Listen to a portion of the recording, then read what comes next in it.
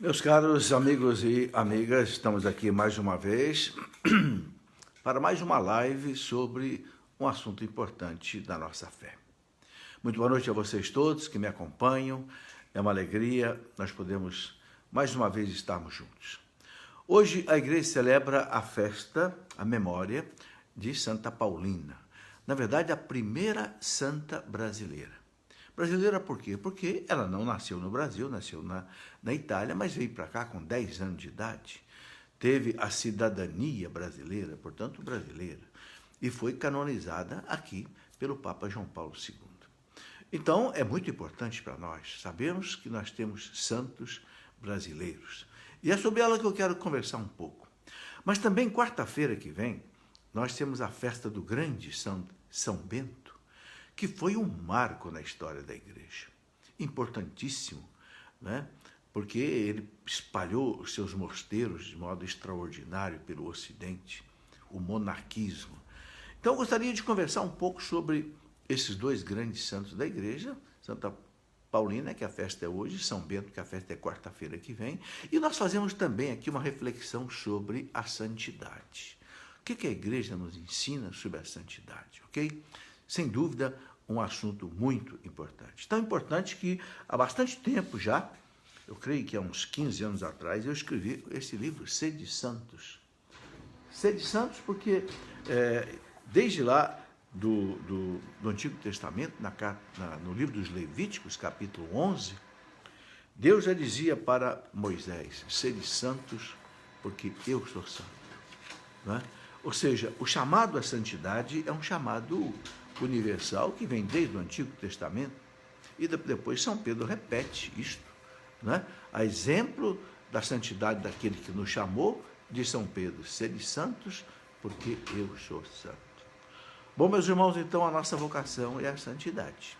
A vocação da igreja, a missão da igreja é evangelizar, mas a vocação é a santidade de toda a igreja. Muito bem.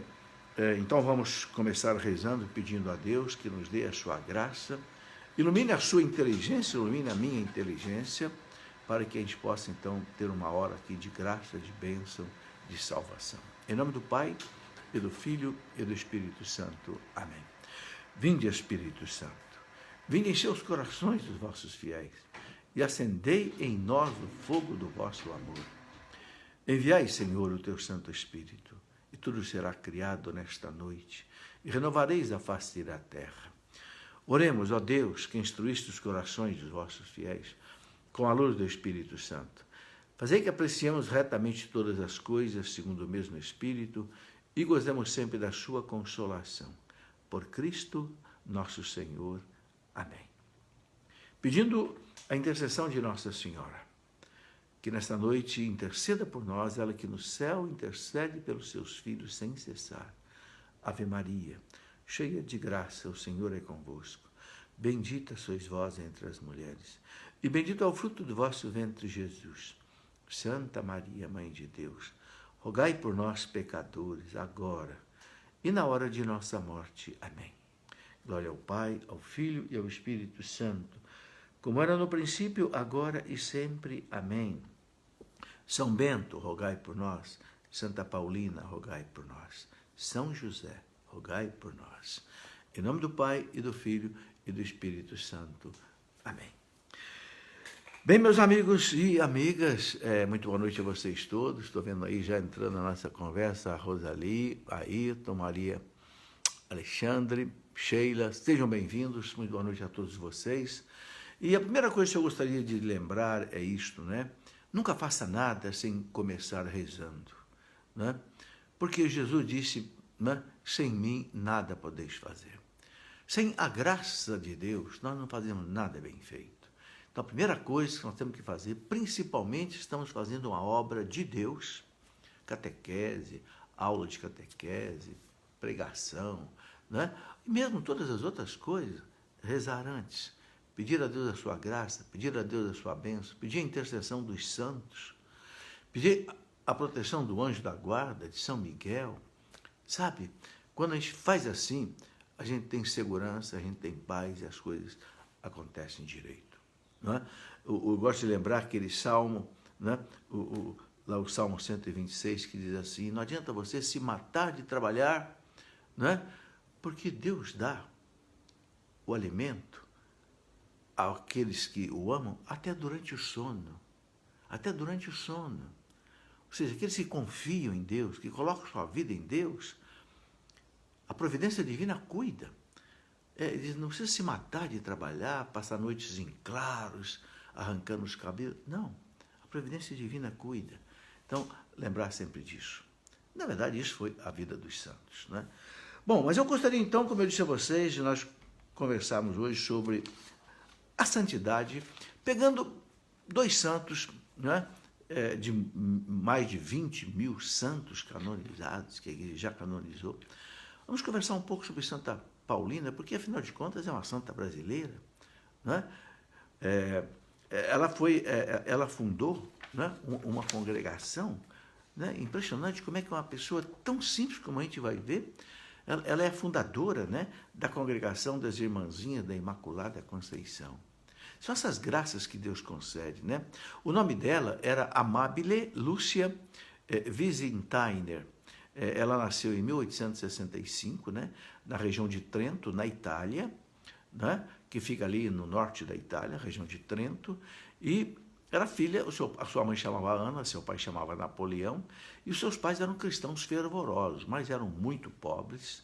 E durante a infância de Amabile, toda a Itália passava assim, por um período muito difícil, uma convulsão muito grande, pobreza, pestes contagiosas, então o pai veio para o Brasil. Né? Uma imigração muito grande de italianos para o Brasil, e eles vieram, né, aqui para a região, né, de Santa Catarina, né? E chegaram aqui em 1875, né?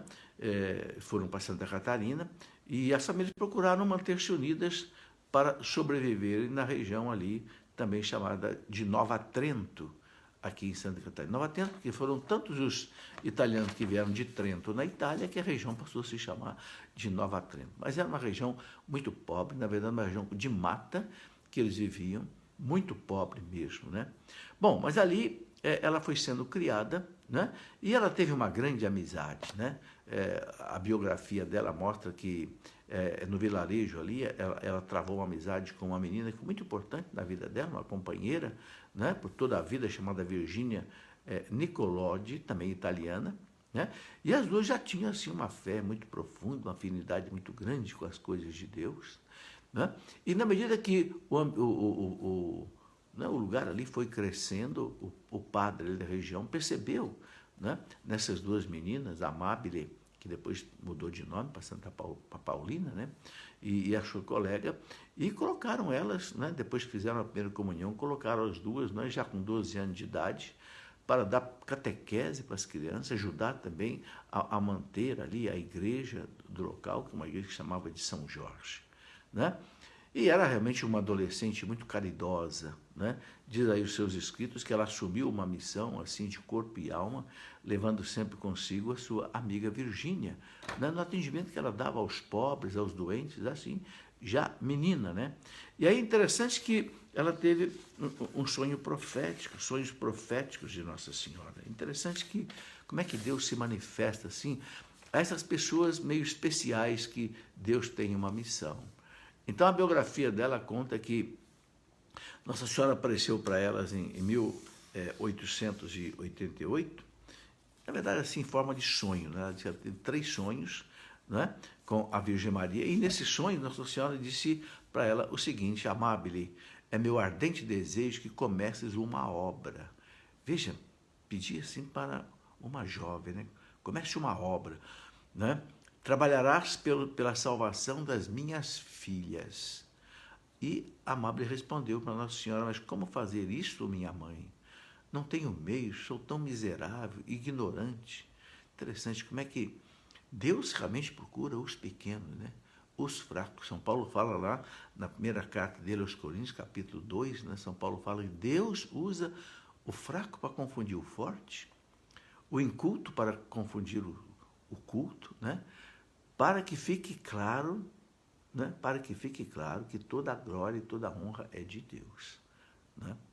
Então, diz aqui a biografia dela, que quando ela acordou, depois do terceiro sonho, então ela disse para Nossa Senhora o seguinte, né?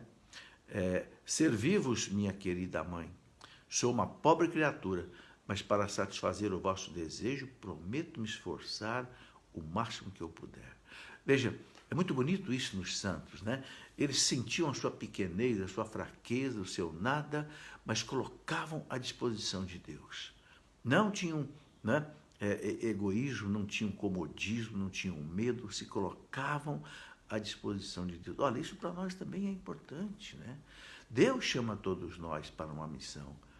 Nem sempre Deus chama para uma missão grande como essa, de fundar uma congregação, mas Deus tem para cada um de nós uma vocação, um propósito, né?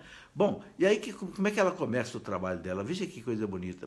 Diz aqui o texto, ela fundou um hospitalzinho para os pobres. Na verdade, o que era esse hospitalzinho? Ela pediu ao pai dela, que também era muito pobre, para construir uma casinha pequenininha, de madeira, que ela queria acolher ali os doentes, que não, naquela região não tinha hospitais direito, não tinha nada. E o pai construiu lá um barraco, lá, vamos dizer assim, de madeira e tal. E qual foi a primeira pessoa que chegou ali? Uma velhinha com câncer, que não tinha ninguém para tratar dela.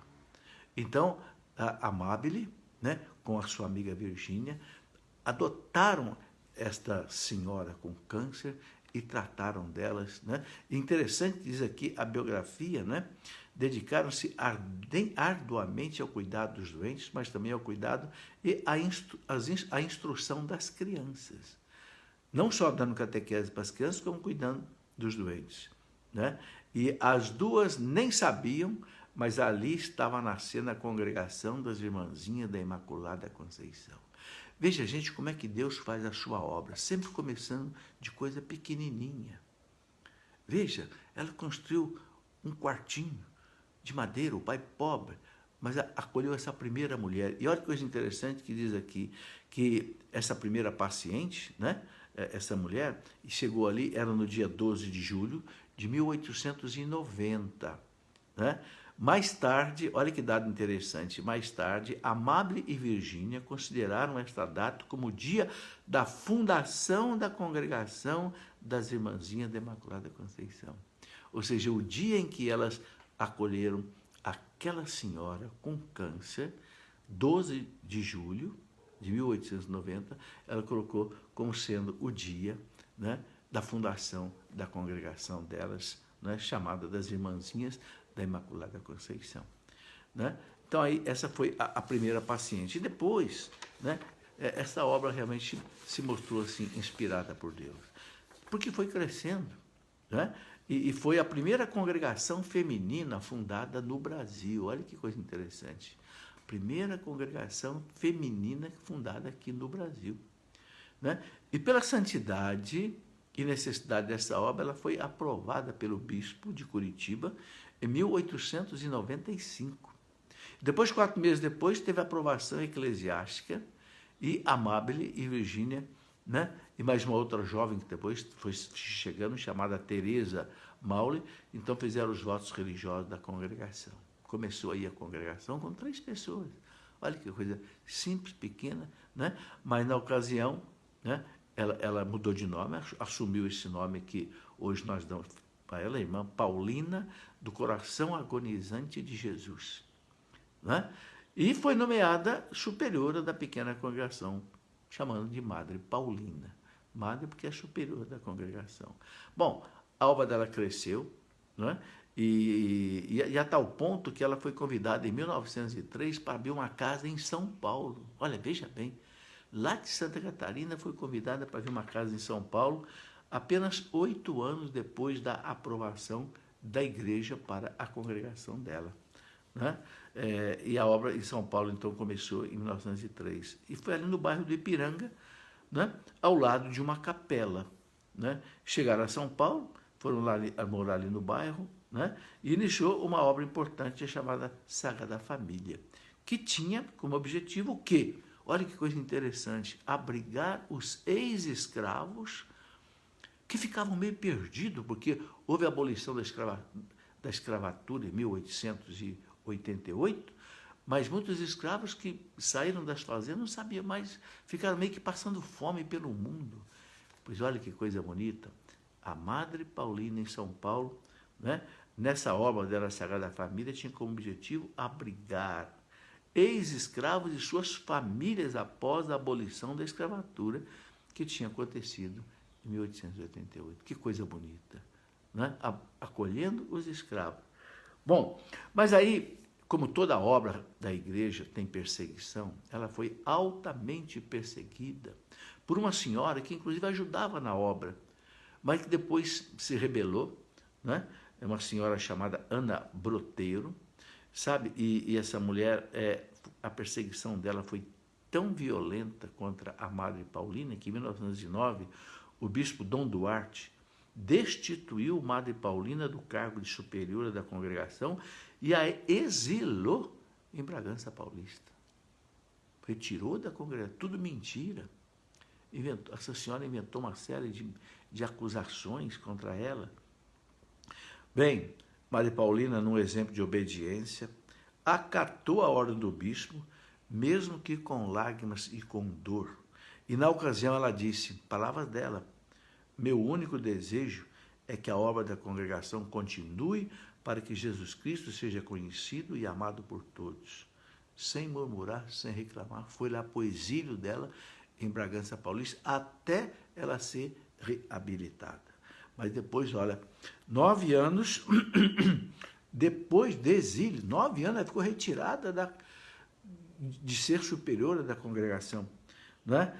Ela foi chamada pelo mesmo bispo chamou, né?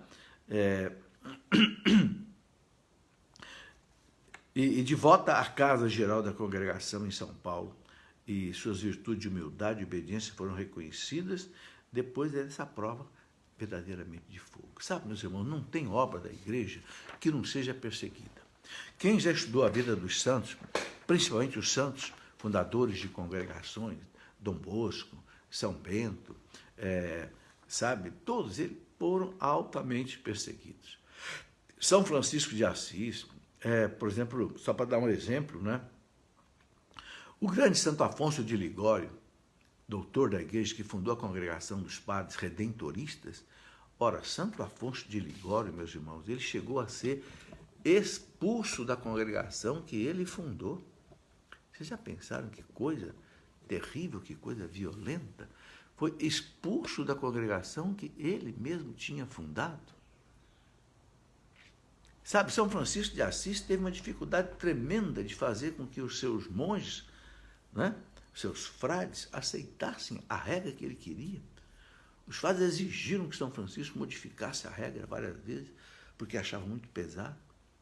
Sabe, é uma marca de Deus, de quem trabalha para Deus, a perseguição. Isso é um denominador comum.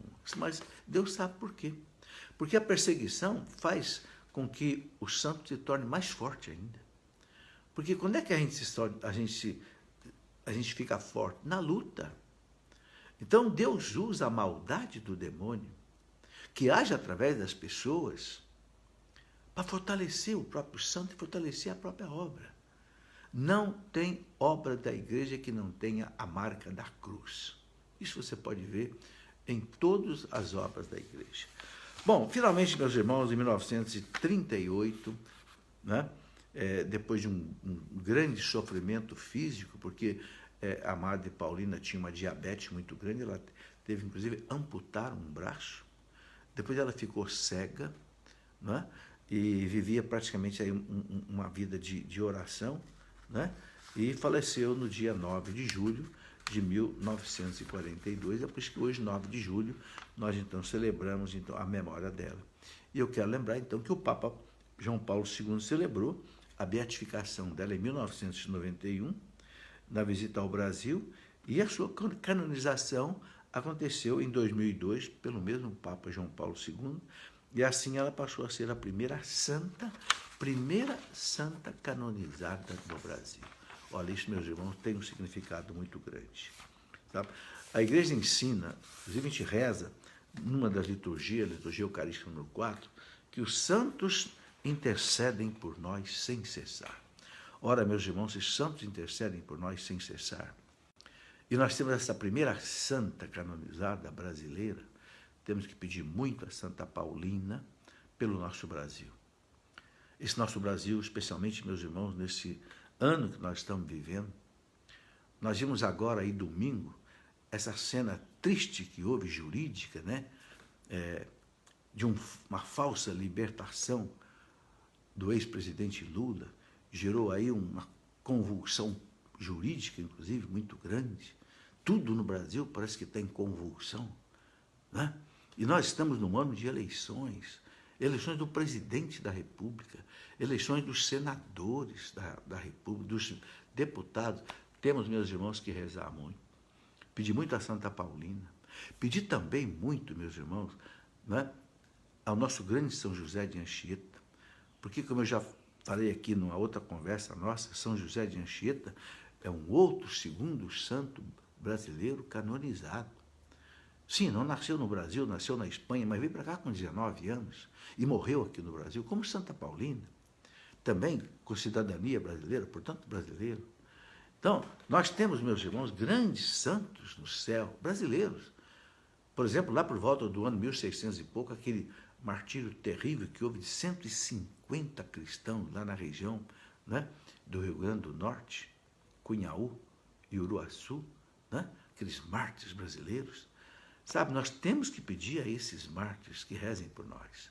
Sobretudo, eu gosto de lembrar, né, que depois que o Papa Francisco canonizou São José de Anchieta, né, no ano de 2014, se não me engano, a CNBB, a Conferência Nacional dos Bispos do Brasil, proclamou São José de Anchieta, né, co-padroeiro do Brasil.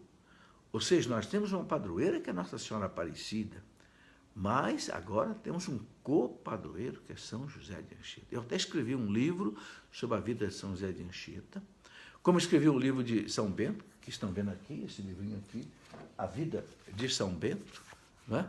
Porque São Bento eu quero falar um pouco sobre ele também. Esses santos maravilhosos que, né, deixaram uma marca profunda na igreja. Temos que pedir muito a intercessão por eles. Sabe, cada um de nós, meus irmãos, nós não temos poder para ir ao Congresso Nacional, para ir ao Supremo Tribunal Federal, para ir à Câmara dos Deputados. Nós não temos esse poder, nós não somos senadores, mas nós temos um poder que é rezar. São Tiago diz assim, a oração do justo tem grande poder diante de Deus. A oração daquele que ama a Deus tem um grande poder diante de Deus. Então reze, peça a Deus, peça pela intercessão de Santa Paulina, pela intercessão de São José de Anchieta, ok? Peça a Deus por um Brasil novo, pelo sangue dos mártires derramado em Cunhaú e Uruaçu, lá no século XVI. Peça que o Brasil se encaminhe, vença a toda a imoralidade que nós estamos vendo no Brasil, a toda a corrupção que nós estamos vendo no Brasil, toda a malversação do poder, não é? do dinheiro público, né? Todo o aparelhamento político que se fazem das estatais e das universidades e da mídia, sabe? Meus irmãos, temos que rezar muito, não é? Muito bem, mas eu quero, então, agora falar um pouquinho também sobre o grande São Bento. Por que eu quero falar sobre o grande São Bento? Porque São Bento, meus irmãos, 2 papas o chamaram de patrono da Europa e de pai da Europa. O Papa Pio XII chamou São Bento de patrono da Europa, não de um país, mas toda a Europa. E o Papa Paulo VI chamou de pai da Europa. Por isso que nesse livro aqui, eu coloquei o título aqui embaixo, Pai da Europa. São Bento, pai da Europa. Ok?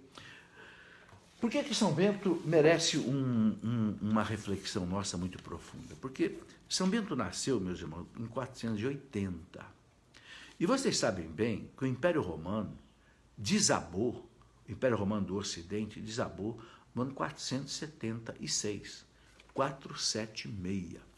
Ou seja, São Bento nasceu exatamente aí na queda do Império Romano, em que os bárbaros tomaram o Ocidente, né? O último imperador romano, Rômulo Romano foi derrubado em 476 por Odoacro, que era um bárbaro ostrogodo, e toda a Europa ficou assim na mão dos bárbaros.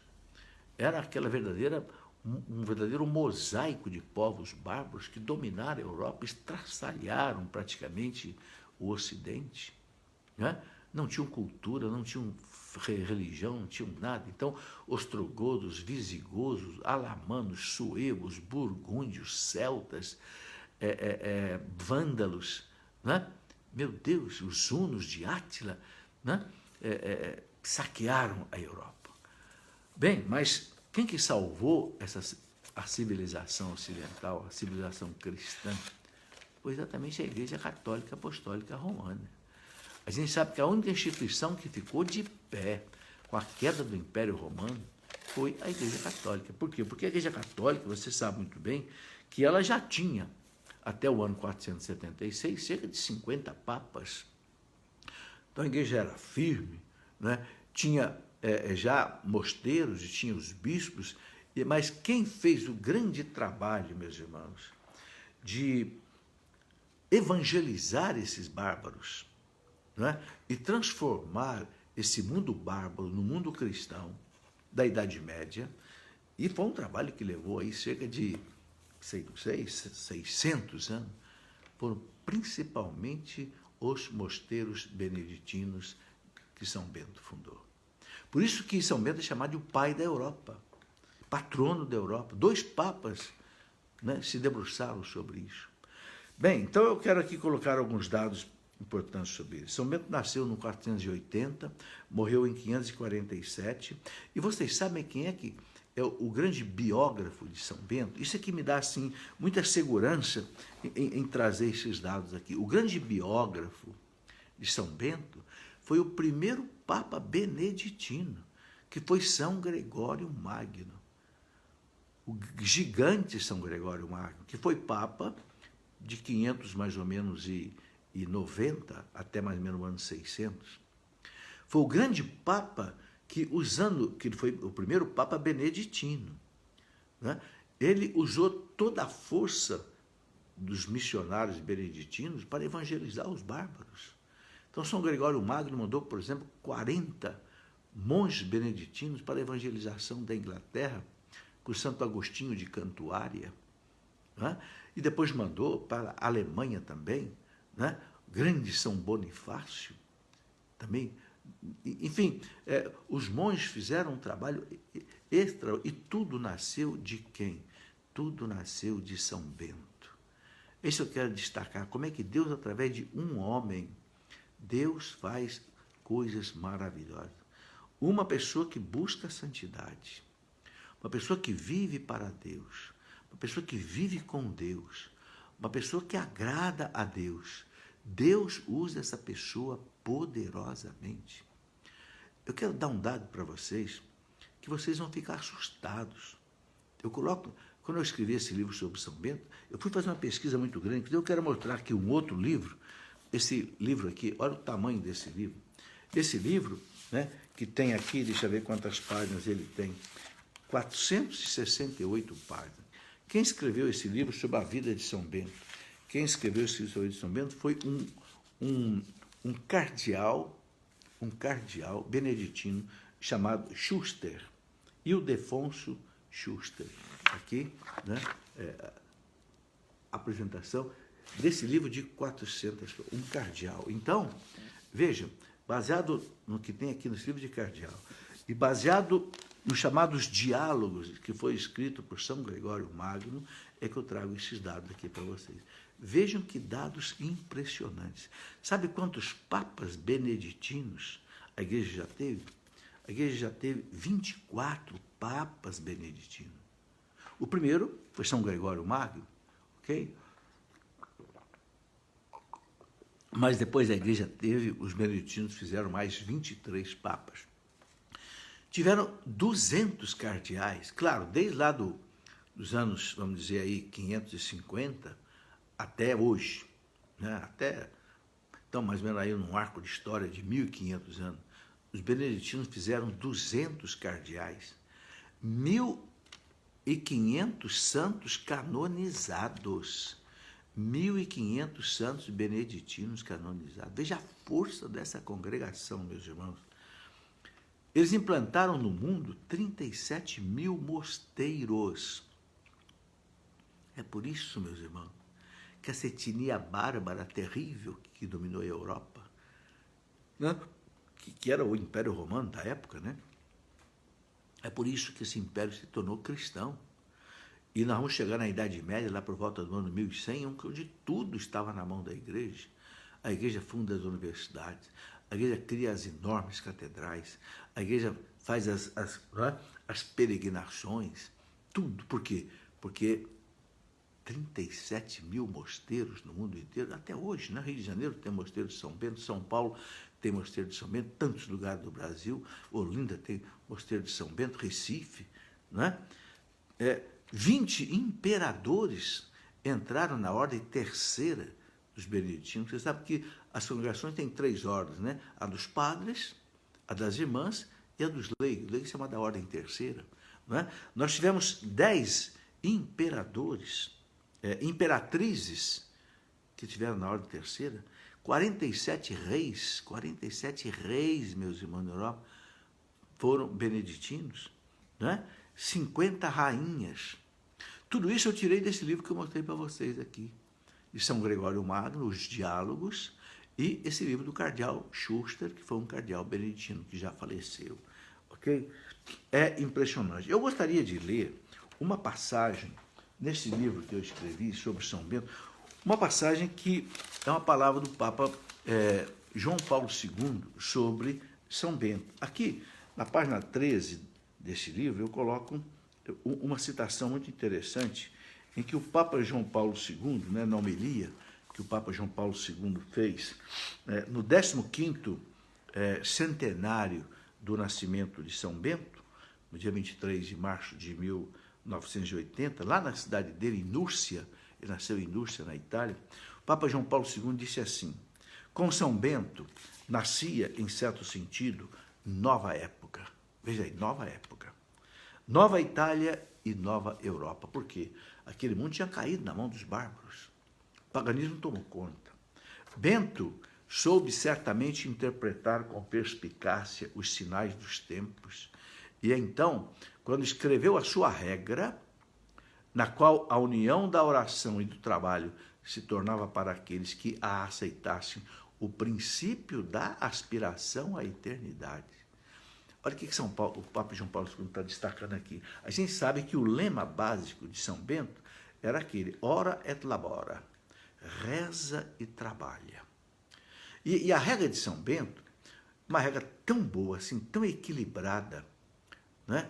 Tão inspirada por Deus, que muitas outras congregações depois seguiram a regra de São Bento. Os cistercienses na França, né? O mosteiro de Cluny, que depois gerou tantos outros, todos seguiam a regra de São Bento, né? Uma coisa simples: reza e trabalha. O símbolo, né, era a cruz e o arado, porque naquele tempo se arava muito a terra, né, puxado por boi, né? Então era a cruz e o arado, ora et labora. E para nós também, meus irmãos, é um lema de vida maravilhoso. Nós leigos, a nossa vida tem que ser essa: rezar e trabalhar. Rezar e trabalhar. Nunca ficar sem fazer nada. Nunca jogar o tempo fora. O tempo é o maior presente que Deus nos dá. Nunca, né? Ou você esteja rezando, ou trabalhando, ou descansando. É assim que São Bento fez. Ele dividiu o dia em 3 períodos de 8 horas. 8 horas para rezar. Então, a cada 3 horas, no mosteiro de São Bento, para rezar o ofício das horas, né? Começa lá as matinas, as laudes, depois às 9 horas da manhã, ao meio-dia, né? Depois às 3 da tarde, nona, depois às 6 da tarde, as vésperas, às 9 da noite, as completas, o dia inteiro rezando. Por quê? Qual é o objetivo disso? O contato com Deus. Para São Bento, a coisa mais importante é viver na presença de Deus, se alimentar de Deus. E por isso que ele fazia grandes milagres. Porque Primeiro, pela mortificação, ele esvaziou-se de si mesmo e deixou Deus ocupar o seu coração, a sua vida. E vivia com Deus. É a santidade que nós precisamos cultuar. E o Papa João Paulo II continua dizendo aqui, Bento, lendo os sinais dos tempos, aqueles sinais dos tempos difíceis, a queda do Império Romano, que foi o maior império que já houve na história da humanidade, meus irmãos. O Império Romano foi dono do mar Mediterrâneo, toda a volta do mar Mediterrâneo. Se você pensar no mar Mediterrâneo, os países em volta, começa lá, começa ali, né? Você tem lá Portugal, Espanha, França, Itália, vai lá para o Oriente, né? A Grécia, a Turquia, etc. Desce lá pelo Líbano, pela Síria, aí desce pela Palestina, vai lá para o Egito, norte da África, né? Fecha lá no Estreito de Gibraltar, na Espanha. Toda a volta do mar Mediterrâneo pertencia a uma nação, um povo, um império romano. Tudo isso caiu na mão dos bárbaros. Ok? Então diz aqui o Papa João Paulo II, Bento, lendo os sinais dos tempos, viu que era necessário realizar o programa radical da santidade evangélica. Ou seja, Bento, vendo aquele caos, aquela desordem, diz o Papa que o Bento ele enxergou que só tinha uma saída, a santidade evangélica para salvar aquele mundo. Será, meus irmãos, que não é isso também que falta para o nosso Brasil hoje? Santidade evangélica. Eu vejo toda hora vídeos, né? Vídeos, sim, sérios, Padre Paulo Ricardo dizendo, nós estamos aí diante do perigo do comunismo, do marxismo tomar conta do Brasil. Nós estamos vendo aí essas anarquias todas jurídicas, sei lá, parlamentares, corrupção. Será que também, diante desses sinais dos tempos, mutatis mutandis, como diz o latim, mudando o que deve ser mudado, será que não é hora também de nós vivemos aqui como solução, como diz o Papa, né? A santidade evangélica para transformar esse país? Um monge transformou a Europa, porque esse monge era santo, São Bento. Será que nós não podemos fazer o mesmo? Temos que fazer. Cada um de nós temos que assumir diante de Deus uma santidade evangélica, não só para a nossa salvação, não só para a nossa santificação, mas para a salvação do nosso Brasil. Ok? Então o Papa diz aqui, era preciso que o heróico se tornasse normal. O heroísmo se tornasse uma coisa normal, cotidiano, e que o normal, o cotidiano, se tornasse heróico. O heróico se tornasse normal e aquilo que é normal se tornasse heróico, ou seja, pela vida e santidade. Deste modo, ele, São Bento, o pai dos monges, legislador da vida monástica no Ocidente, tornou-se também indiretamente o pioneiro de nova civilização. Sim, o pioneiro da nova civilização, que depois de 600 anos, como eu disse, chegou à cristandade da Idade Média. Onde quer que o trabalho humano condicionasse o desenvolvimento da cultura, da economia e da vida social, aí chegava o programa beneditino da evangelização, unindo o trabalho à oração e a oração ao trabalho. Mas também, meus irmãos, São Bento valorizava muito a cultura. Ele fazia seus monges estudarem. Vamos encontrar beneditinos, monges beneditinos em todas as áreas da cultura também. É necessário admirar a simplicidade de tal programa. Esse programa que eu falei, Ora et Labora. É necessário admirar, né, essa simplicidade. Pode-se dizer que esse programa contribuiu para a cristianização dos novos povos do continente europeu e, ao mesmo tempo, figurou também na base da história nacional dos mesmos. História que dura há mais de um milênio, há mais de 1000 anos, né? Deste modo, São Bento tornou-se, no decorrer dos séculos, o patrono da Europa, muitos anos antes de ser proclamado tal pelo Papa Paulo VI. Palavras do Papa João Paulo II, falando aqui de São Bento. Veja, meus irmãos, quanta coisa maravilhosa este homem, né? Esse santo, né? Trouxe para a igreja. E nós conhecemos aquela oração belíssima dele, né? A cruz sagrada seja a minha luz, Não seja o dragão o meu guia, retira de Satanás. Nunca me aconselhe coisas vãs, é mal aquilo que tu me ofereces, bebe tu mesmo o teu veneno. Em nome do Pai, do Filho e do Espírito Santo. Sabe, é uma oração, meus irmãos, que eu rezo todo dia. E eu rezo, sabe como? Quando termina a missa que eu assisto todo dia, às 6h30 da manhã, eu vou lá no fundo da catedral, que tem uma cruz enorme do Cristo lá, eu coloco a mão naquela cruz do Cristo, crucificado ali, e ali eu rezo a oração de São Bento. A cruz sagrada, seja a minha luz, não seja o dragão meu guia. Cai fora, Satanás, retira de Satanás, nunca me aconselhe coisas vãs. É mal aquilo que tu me ofereces, bebe tu mesmo o teu veneno, em nome de Deus. Sabe? Porque São Bento colocava nos mosteiros dele a cruz, todos os lados. A cruz para São Bento era a grande proteção que ele encontrava contra o inimigo. E o inimigo detestava muito São Bento, né? São Bento, a história dele é muito interessante, que ele era um cidadão de Roma, nasceu em Núrcia, né? E o pai mandou ele para estudar em Roma, mas estava naquela bagunça dos bárbaros lá, né? E continuava funcionando as escolas, mas ele não queria mais ficar no meio daquele mundanismo, né? Então ele se retirou para uma gruta, né? Ele encontrou um monge que se chamava Romano, e esse monge arrumou para ele uma gruta, onde ele ficou 3 anos nessa gruta, sozinho, rezando, e o monge romano levava para ele alimento, de vez em quando, pão, né? E ali ele foi tentado muitas vezes, né? O demônio tentava, mas Deus permitia, porque ali estava a purificação dele. Uma vez um pássaro negro o ofendeu tanto, o atacou tanto, ele viu naquele pássaro o demônio. Mas ele afastou com o sinal da cruz. Aí São Bento viu o poder que tem a cruz. Outra vez ele sentiu uma tentação sexual tão terrível, tão terrível, tão terrível, que ele arrancou a roupa e se jogou em cima de um espinheiro para aplacar, né, aquela paixão desordenada dentro dele. E depois que ele venceu essas tentações todas, ele percebeu que aí ele podia começar um trabalho de evangelização. É engraçado que aí começaram as pessoas a chegar a ele.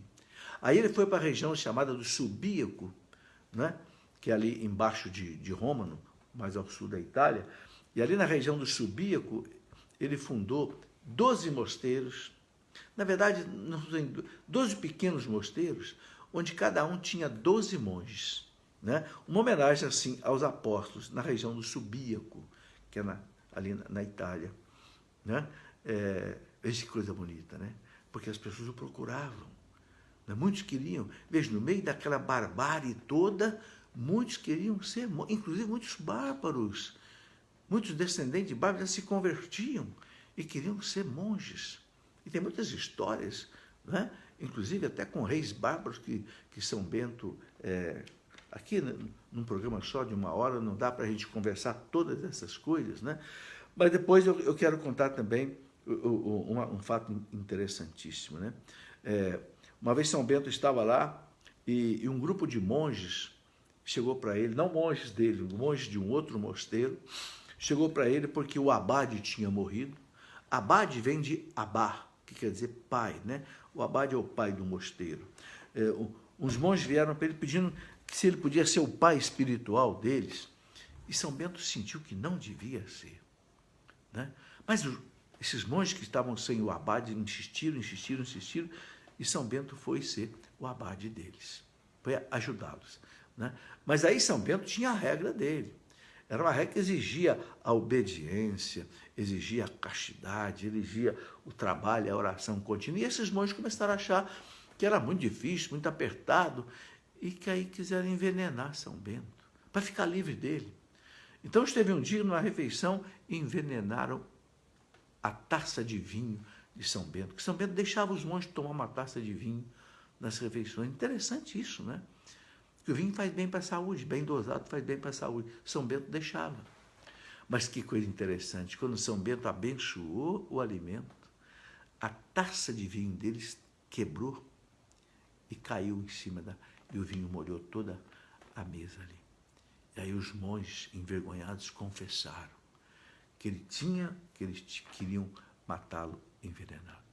São Bento não falou nada, não xingou ninguém, simplesmente, até logo, vocês arrumam outro para cuidar de vocês. E foi embora cuidar da vida dele.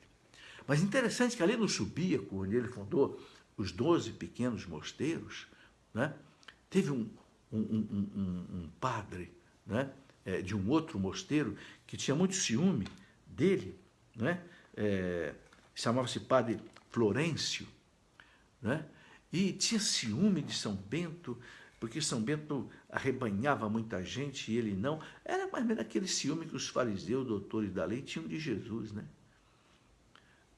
E sabe, infernizou a vida de São Bento.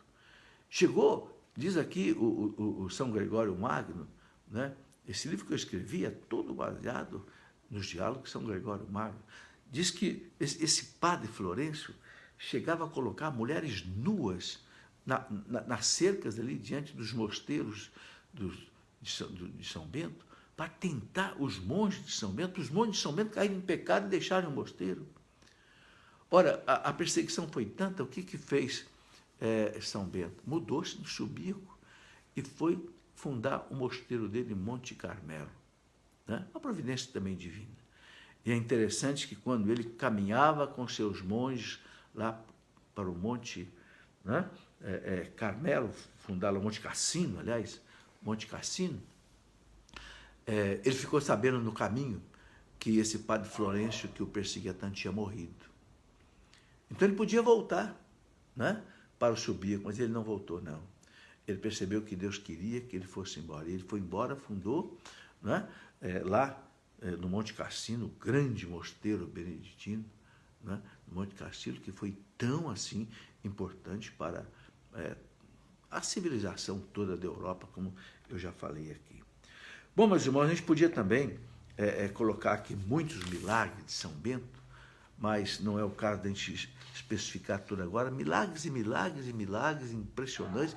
E o que eu acho mais bonito é que esses milagres são contados por São Gregório Magno, que foi Papa, que foi beneditino. Então, não é fantasia. Não é fantasia. Sabe, milagres, por exemplo, de multiplicação de óleo. Eu vou contar que só um milagre, mas ligado também com um comportamento interessante, né, ali dos beneditinos. São Bento exigia rigorosamente a obediência. Não abria mão da obediência. Um dia, chegou um monge de um outro mosteiro pedindo um pouco de azeite emprestado, porque eles não tinham mais azeite. E o monge cozinheiro de São Bento só tinha meia garrafa de azeite. E aí vou dizer para São Bento, como é que faz? Um monge vizinho está pedindo azeite, nós só temos aqui meia garrafa. Se eu der, não, nós também não vamos ter. São Bento disse, entregue. Só que o cozinheiro não entregou. Escondeu lá a garrafa, não entregou. E São Bento ficou sabendo. São Bento chamou o cozinheiro e disse, você vai pegar essa garrafa e vai jogar pela janela. E lá embaixo era um precipício de pedra. E fez ele jogar lá embaixo a garrafa, né? E certamente a garrafa se espatifou lá embaixo, né? De cerâmica, né? De barro. Aí depois que ele jogou, São Bento chamou ele e falou assim, agora você vai lá, vai descer lá, vai pegar, vai procurar essa garrafa, vai pegar e vai levar lá para o mosteiro que pediu. E o monge falou, mas como, São Bento? A garrafa estourou lá embaixo, quebrou tudo, certamente. Vai lá. E o monge foi lá e achou a garrafa inteirinha, intacta. Bateu e não quebrou. E levou lá para, né, o outro mosteiro. Aí São Bento reuniu os monges e disse, eu não quero a desobediência aqui no mosteiro, porque com a desobediência abre-se a porta para Satanás. Olha, meus irmãos, que coisa impressionante. Tem uma história interessante também, que São Gregório Magno conta, né, das tais missas, né, 30 missas gregorianas. Que história é essa? Um monge beneditino morreu e acharam na gaveta dele 3 moedas de ouro, que esse monge guardou para ele, assim, né, egoisticamente. E era proibido pela regra de São Bento o monge ter alguma coisa desse tipo. Muito bem, esse monge morreu, né? E depois apareceu a um outro monge beneditino pedindo que rezasse 30 missas pela alma dele para sair do purgatório por causa desse pecado. E rezaram 30 missas por ele. Depois da 30ª missa, esse monge apareceu, agradeceu, disse que já tinha saído do purgatório, né? Depois de 30 missas. São essas 30 missas, né, gregorianas que muitas vezes se reza aí pelas almas do purgatório. Veja, e aí tem muitos e muitos milagres. Nesse livrinho que eu escrevi, né, sobre São Bento, aqui eu conto pelo menos uns 10 grandes milagres de São Bento. Eu quis colocar pouco, porque o livro é pequeno para não ficar pesado, né? Mas aí nós temos histórias fantásticas. Impressionante o que esse homem realmente fez pela igreja, fez pelo mundo. Bem, meus irmãos, para a gente encerrar essa nossa conversa, eu queria só dizer o seguinte, né?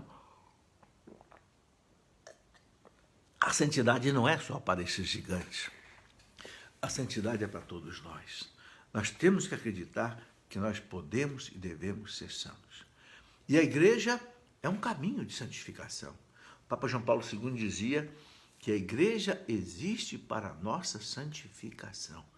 A igreja nos dá, meus irmãos, o caminho da santidade. Nesse livro que eu chamei Sede Santos, aqui eu coloco os caminhos que a igreja nos dá para a nossa santificação. Quais são? Nós sabemos. Em primeiro lugar, a oração. Não existe santo sem oração. Segundo, a penitência, a mortificação. Não existe santo sem penitência, sem oração, sem jejum. Não existe. Terceiro, meditação da palavra de Deus. A palavra de Deus é viva, eficaz, mais penetrante que uma espada de 2 gumes. São Paulo diz, útil para exortar, consolar, edificar, formar o homem de Deus na justiça, de São Paulo a Timóteo. Então, oração, mortificação, palavra de Deus, confissão para tirar os nossos pecados, porque o que impede a santificação é o pecado. Eucaristia, olha aí quanta coisa a igreja nos dá, eucaristia, para a nossa santificação. Eucaristia arranca de nós as tendências desordenadas, as desordens, as paixões desordenadas, a sensualidade, a ira, a gula, a inveja, a ganância, a maledicência, a soberba, o orgulho, né? A Eucaristia vai curando a gente dessas coisas. A igreja chama de remédio e sustento para a nossa vida, né? Depois também a caridade com os irmãos, aqueles que mais precisam de nós, seja materialmente, seja espiritualmente, né? O desejo da salvação, o desejo do céu. Os santos desejavam o céu, né? Ter um desejo ardente do céu, não se apegar a essa vida, não achar que vai viver aqui por toda a eternidade. Então, só viver pensando em dinheiro, só viver pensando em gozar os prazeres da vida. Não! Pensar no céu. Pensar no céu. No céu temos uma eternidade, meus irmãos. O que são 100 anos nessa vida de gozo, de prazer, diante de uma eternidade que não tem fim? Não tem fim. Não sejamos loucos de apostar nossa vida aqui nessa vida. Aqui é uma sementeira para a eternidade. Então, esses são os caminhos. A Virgem Maria.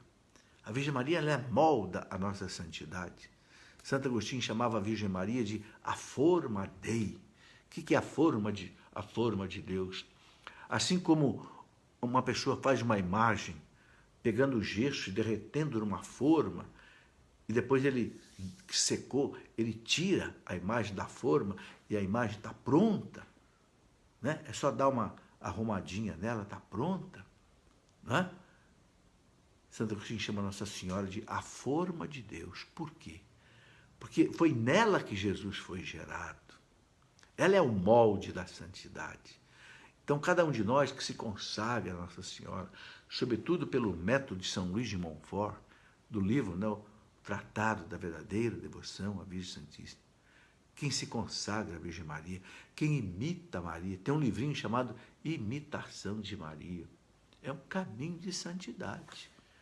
Então você veja aí que essa santidade que nós todos temos que procurar, porque o Concílio Vaticano II disse lá na Lumen Gentium, todos temos o dever e a obrigação de procurar a santidade no seu estado de vida.